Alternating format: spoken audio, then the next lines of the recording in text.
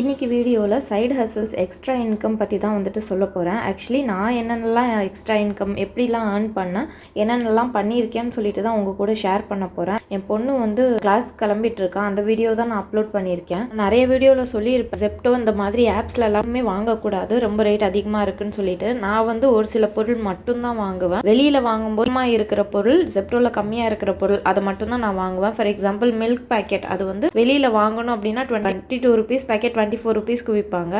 ஜெப்டோவில் வாங்கினா 22 ருபீஸ் தான் ஆகும். அதே மாதிரி எம்ஆர்பியில் தான் மற்ற பேக்கெட்ஸ் எல்லாமே கிடைக்கும். ஃபார் எக்ஸாம்பிள் பருப்பு இந்த மாதிரி ஐட்டம்ஸ் எல்லாம் எம்ஆர்பியில் தான் வெளியில் ஷாப்ஸில் கொடுப்பாங்க. ஜெப்டோலன்னா அதில் டிஸ்கவுண்ட் பண்ணி கொடுத்துருப்பாங்க. ஸோ அதை மட்டும் நான் ஜெப்டோவில் வாங்குவேன். இது மாதிரி ரொம்ப கம்பேர் பண்ணி வெளியில் ஒரு டைம் வாங்கி ஜெப்டோவில் வாங்கி எது எனக்கு ப்ராஃபிட்னு பார்த்தா அதை மட்டும் தான் நான் வாங்கிட்டு இருக்கேன். ஆல்சோ இந்த மாடர்ன் வேர்ல்டில் நமக்கு எப்பயுமே ஒரு இன்கம் பத்தலைன்ற ஒரு தாட் தான் என்றைக்குமே கொடுத்துருக்கு. முன்னாடிலாம் எனக்குமே அதே தாட் தான் இருந்துச்சு. நான் எவ்வளோ ஏர்ன் பண்ணாலும் எனக்கு பத்தலை அப்படின்ற மாதிரி ஒரு விஷயம் தான் இருந்துச்சு. ஸோ நான் ஆஃபீஸில் ஓட்டி பார்ப்பேன். ஓட்டி பார்க்குறப்போ எனக்கு 10,000-15,000 அதில் எக்ஸ்ட்ராவாக எனக்கு கிடச்சிரும். எங்கள் டீம்லேயே நான் மட்டும்தான் எக்ஸ்ட்ராவாக ஏர்ன் பண்ணுவேன். பட் அது அவ்வளோ ஈஸியான விஷயம் கிடையாது. ஏன்னா நைட்டு ஃபுல்லாக உட்காந்து மார்னிங்லேருந்து நைட் வரைக்கும் உட்காந்து ஆஃபீஸ் ஒர்க் பண்ணிவிட்டு ஈவினிங் ஒரு 8 o'clock 7 to 8 o'clockலேருந்து அதுக்கப்புறம் ஏர்லி மார்னிங் வரைக்கும் உட்காந்து ஒர்க் பண்ணிட்டு இருப்பேன். அப்புறம் திருப்பியும் ரொட்டீனாக ஸ்டார்ட் பண்ணுவேன். அப்போ எனக்கு ரொம்ப ப்ரெஷராக இருக்கும். பட் மணி ஏர்ன் பண்ணணுன்ற ஒரே தாட்டில் நான் அந்த மாதிரி ஒர்க் பண்ணுவேன். என் ஹஸ்பண்ட் அப்பயுமே திட்டிகிட்டே இருப்பார், எதுக்கு இப்படி ஒர்க் பண்ணுற, ஹெல்த் இஷ்யூ ஆகிட போகுது அப்படின்னு சொல்லிட்டு. ஆனால் நான் கேட்க மாட்டேன். இல்லை, எனக்கு நிறைய கமிட்மெண்ட்ஸ் இருந்துச்சு. ஸோ ஃபாஸ்ட்டாக அதுலேருந்து கிளியர் ஆகிட்டு வெளியில் வரணும் அப்படின்றதுக்காக எப்பெல்லாம் ஆஃபீஸில் ஓட்டின்னு சொல்கிறாங்களோ அப்போல்லாம் நான் ஒர்க் பண்ணுவேன். இப்போ வரைக்கும் தெரிஞ்சவங்க கூட கேட்குற ஒரே விஷயம், ஒரு லேண்ட் கூட வாங்கி போடலையா, சென்னையில் வாங்க முடியலன்னா ஊர் சைட்லையாவது வாங்கி போடுங்க அப்படின்றது தான். கண்டிப்பாக உங்ககிட்ட இந்த மாதிரி யாராவது சொன்னாங்கன்னா அவங்க பேச்சை தயவு செஞ்சு கேட்காதீங்க. ஏன்னா நமக்கு தெரியும் நம்ம எப்போ வாங்கணும்னு சொல்லிட்டு. ஆல்சோ நம்மக்கிட்ட அமௌண்ட் இருக்கணும் ஒரு விஷயம் செய்யறதுக்கு முன்னாடி. வேலை அவங்க சொல்கிற மாதிரி லோன் எடுத்து பண்ணணும் அப்படின்னு நினச்சா கூட அதுக்காகவும் நம்ம தான் பின்னாடி கஷ்டப்பட போகிறோம். அவங்க யாருமே வந்து ஹெல்ப் பண்ண போகிறது கிடையாது. சொல்கிறவங்க சொல்லிட்டு ஈஸியாக போயிடுவாங்க. கடைசி வரைக்கும் நிம்மதி இல்லாமல் நம்ம தான் இருக்கிற மாதிரி இருக்கும். எந்த ஒரு கமிட்மெண்ட்லையும் அவ்வளோ சீக்கிரத்தில் போயிட்டு என்டர் ஆகக்கூடாது எனக்கு தெரிஞ்ச வரைக்கும்.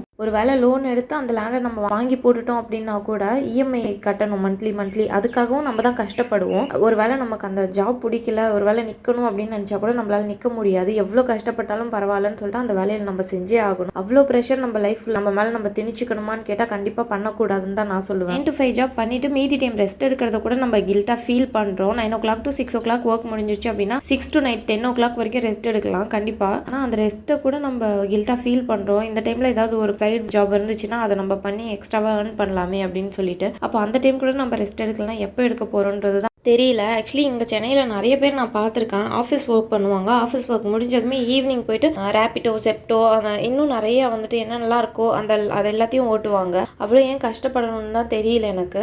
கொஞ்சம் கூட ரெஸ்ட் எடுக்கலன்னா இந்த லைஃப் நம்ம எப்போ வாழுவோன்றது யாருக்கும் புரிய மாட்டேங்குது. ஓகே, எல்லாருக்கும் கஷ்டம் இருக்க தான் செய்யும்.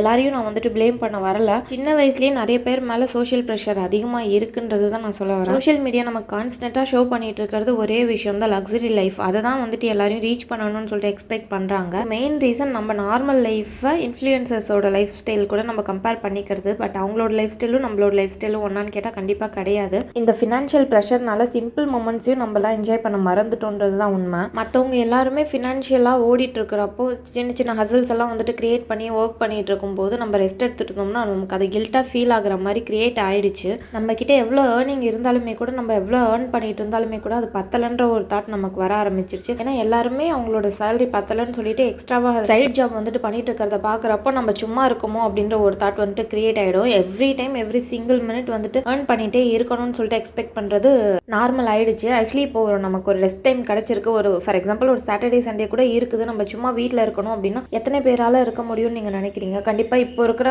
ஜென்ரேஷனில் நம்மளால் இருக்க முடியாது. நம்ம சும்மா இருந்தாலுமே கூட நம்ம மைண்ட் வந்துட்டு திங்க் பண்ணிட்டு இருக்கோம், நம்ம வேறு என்ன ஜாப்க்கு போனால் கரெக்டாக இருக்கும், இந்த ஜாப் வந்துட்டு நமக்கு ப்ரெஷராக இருக்குது, நம்ம வேறு எப்படியெல்லாம் ஏர்ன் பண்ண முடியும், வேறு எந்த சைட் ஹசல்ஸ்லாம் கிரியேட் பண்ண முடியும், இல்லை வேறு எங்கேயாவது சர்ச் பண்ணலாமா, வேறு ஜாப் வந்துட்டு தேடலாமா, இந்த மாதிரி தான் மைண்ட் தாட் போகும். அந்த ஃப்ரீ டைமை நம்ம எத்தனை பேர் உட்காந்து என்ஜாய் பண்ணியிருக்கோம்னு சொல்லிட்டு எனக்கு தெரியல. நான் பண்ண செகண்ட் ஜாப் வந்துட்டு ஆரி ஒர்க். அதுலேயுமே என்னால் ஏர்ன் பண்ண முடிஞ்சுது. பட் இப்போ வந்து நான் ஸ்லோ டவுன் பண்ணிட்டேன். எனக்கு இருக்கிறது போதுன்ற ஒரு தாட் வந்துட்டதுனால என்னால் எவ்வளோ முடியுமோ அவ்வளோ நான் பண்ணுவேன்.